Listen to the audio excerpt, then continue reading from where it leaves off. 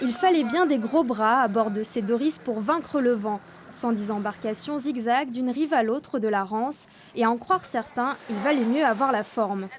Il y a énormément de courant en fait. Il y a énormément de courant donc ça nous déporte.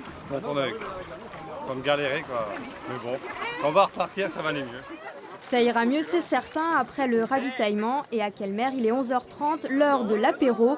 Une escale conviviale à l'image de la régate.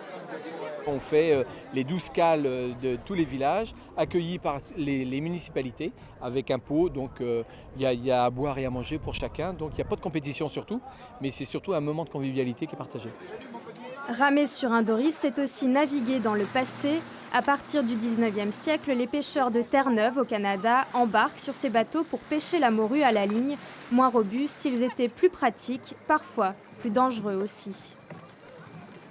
S'il y avait de la houle, il se cognait le long de la coque et souvent il se cassait et il coulait. Il y en avait qui faisaient deux campagnes mais jamais trois. Finalement, ils ont bien tenu le coup. Oui, bon, puis c'est devenu un symbole. La vallée de la Rance est devenue adepte du Doris au point d'en faire son emblème. Paul, le doyen de la régate, a connu cette époque où l'on pêchait encore avec. Menuisier retraité, il a fabriqué ce Doris en moins de 54 heures. Ce bateau-là, je l'ai fait en 1900. Non, je ne me rappelle plus tellement. Et de toute façon, en 1962 que je l'ai fait. Et puis vous voyez, toujours là. Hein.